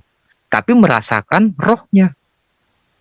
Karena roh itu nggak mungkin disiksa dan nggak mungkin bisa dilihat gitu. Karena pada dasarnya suatu makhluk hidup itu dia harus punya roh. Saya rasa tanggapan ke Pak Hasan seperti yang tadi juga gitu. Silakan coba diargumen lagi. Ya, silakan Pak Hasan dilanjutkan. untuk Iya, memberikan saya kan saran. ini Pak Joni, saya bertanya tentang yang dilihat. Oh, murid-muridnya ini pasti melihat tubuhnya Yesus kan gitu. Sedangkan Yesus mengatakan, Yesus mengatakan, kamu melihat saya berarti juga melihat Bapa gitu loh. Artinya karena saya dan Bapa adalah satu kan begitu. Karena berarti yang dilihat itulah yang Bapa kan gitu. Artinya dagingnya. Anda mengatakan ruhnya salah. Karena apa? Karena murid-muridnya nggak mungkin melihat ruhnya gitu. Berarti kan melihat Yesus ini melihat dagingnya. Berarti yang Bapak ini adalah daging ini gitu loh Pak Joni gitu loh. Nggak bisa juga. Kan ada ayat juga yang menyatakan Bapa adalah roh. Sembahlah ia dengan roh. Jadi yang Bapa itu roh. Loh, berarti kan kenapa Yesus mengatakan melihat gitu loh? Apakah murid-muridnya melihat roh? Apakah manusia melihat roh? Kalau melihat Yesus berarti sudah melihat Allah itu sendiri. Allah yang ada. Yang dilihat, ini persoalannya melihat loh ya. Melihat. Betul. Iya. Nah, memangnya Jadi ada manusia yang melihat roh? Nah, justru itu karena kita sekarang hidup di dalam dunia ini, kita masih tubuh kedagingan, tapi hidup yang kekal itu kita nanti dunia yang sudah diperbarui seperti kehidupan para malaikat. Enggak, artinya yang saya tanyakan, apakah muridnya melihat roh bukan melihat dagingnya Yesus? Tidak. Berarti kenapa Yesus? Berarti kenapa Yesus mengatakan itu melihat gitu loh? Padahal kalau ini berarti kalimat ini mengapa Pak Joni kalimat ini tidak diartikan kiasan bahwa Bapak itu tidak terlihat, Tuhan itu tidak terlihat. Gak bisa karena mereka adalah satu tubuh itu ada roh dan roh itu dalam tubuh tersebut gitu. Persoalannya di sini kan melihat gitu loh Pak Joni. Betul. Yang melihat Yesus itu berarti sudah melihat Allah lah karena dia Allah itu sendiri dan dia juga nanti berarti yang disalib itu surga. Juga Bapak gitu loh. Ya iya. Kan dia satu. Oh ya berarti yang disalib, yang dibunuh itu Bapak juga berarti ya? Iya. Makanya Yesus berkata Eli Eli lama sabaktani. Berarti Allahku mengapa engkau meninggalkan aku? Karena rohnya pergi dari tubuh jasadnya. Berarti Tuhannya Pak Joni di sini lemah. Ya lemah kan, tapi dia buktinya bisa bangkit naik ke surga. Segala sesuatu yang pernah mati itu namanya tidak abadi Pak Joni. Yang pernah mati walaupun 1 detik pun mati itu tidak abadi namanya. Karena segala sesuatu sifat yang abadi, mati, sifat abadi roh apa tubuh? Coba saya tanya Anda. Sifat abadi itu roh apa tubuh? Loh, kalau Bapak pernah mati, ya. Sedangkan Bapak itu Anda tuhankan, berarti kan di sini tidak abadi. Jangankan mati ya, berubah aja ini tidak bisa dikategorikan sebagai abadi. Gitu. Ya Pak ya. Ya. Roh itu nggak mati kan? Iya. Nggak, saya tanya Anda, roh tidak mati kan? Ya, waktunya tinggal 28 detik lagi. Jika roh tidak mati berarti abadi dong. Sama dengan saya, tubuh saya nanti mati, roh saya berarti tetap abadi. Iya, berarti Pak Joni Tuhan juga kalau gitu. Enggak, beda dong. Jangan disamain lah. Ya Anda kan abadi juga. Kan rohnya enggak mati juga. Abadi dalam arti kata apa? Abadi dalam arti kata apa? Apa bedanya roh saya dengan roh Yesus? Enggak bedanya roh saya dan roh Yesus apa? Kan sama-sama enggak mati. Roh Anda tidak bisa memasuki manusia-manusia lain. Waktunya habis Pak Hasan Madura. Mungkin Pak Hasan Madura juga bisa. Terima kasih. Ya, penasaran Pak Hasan Madura. Ya, bisa dijadwalkan Pak Hasan dengan Pak Joni. Sepertinya ini banyak yang ingin yang tidak bisa tercukupkan ini atau terpuaskan. Jadi Pak Hasan Mudra jika ingin melanjutkan bisa dijadwalkan saja hanya sama Pak Joni. Next time setelah setelah Pak Joni bisa ada waktu ya. Bagaimana Pak Hasan? Ini tawaran saya. Oke, insya Allah siap. Tapi saya bisanya harus jam 9 gitu. Oh enggak apa-apa, tidak masalah, tidak jadi soal. Oke, enggak apa-apa. Bagaimana Pak Joni? Jika sewaktu-waktu Pak Hasan Madura bisa di jam 9, Anda siap? Kalau jam 9 ini aja saya rasa udah kemalaman ya, tapi nggak tahu dah kalau kita cari waktu nanti di hari Minggu pagi atau apa Oke, Bu, bisa. Oke. Minggu bisanya sih, kalau Minggu biasanya siang kami memulai jam 2. Kalau Minggu bisa ya nggak masalah. Minggu bisa Pak Hasan kalau Minggu? Minggu jam 2 siang. Insya Allah. Oke. Kalau bisa nanti ya insya Allah. dihubungin Mbak Dita aja, dijadwalkan minggu ini atau mungkin kita bicara masalah roh ya Pak ya? Ya, menurut perspektif Islam dan Kristen. Iya, nggak apa-apa. Ini ya bicara Bapak gak apa-apa, yang menjelma, Tuhan menjelma gitu aja ya. Ya, itu dilanjutkan di di acara selanjutnya Pak. Terima kasih untuk partisipan ya, untuk Pak Hasan Madura dan juga untuk Bang Joni yang telah menjadi narasumber di ISDN pada malam hari ini. Ini yang keberapa kali ya? Yang kedua ya? Kedua atau ketiga nih? Saya nggak ngitung. Kedua ya? Terima kasih untuk Bang Al Hidayah juga yang telah menjadi narasumber di ISDN yang kesekian kalinya. Tentunya saya apresiasi untuk kedua narasumber kita ini menyempatkan waktu pada malam hari ini untuk menjadi narasumber di ISDN, dan juga kepada partisipan juga saya berterima kasih, dan di live chat juga saya juga berterima kasih yang bersedia menyimak acara ini sampai selesai, dan juga para kru ISDN yang telah kembali memberikan amanah kepada saya untuk memoderatori acara ini sampai dengan selesai. Apabila ada kesilapan dari saya, kata-kata yang sekiranya sedikit menyinggung atau sedikit keras dalam berbicara, mohon dimaklumkan karena sesungguhnya yang buruk itu hanya yang baik itu hanyalah dari Allah, sedangkan yang buruk murni itu dari manusia, seperti dari saya. Baiklah, saya ucapkan wassalamualaikum warahmatullahi wabarakatuh. Saya kembalikan kepada Bang Ali Hasan. Kita masuk ke sesi bebas sekarang. Ya, baik. Terima kasih Bang Yuda sebagai moderator yang sangat handal di ISDN ini. Alhamdulillah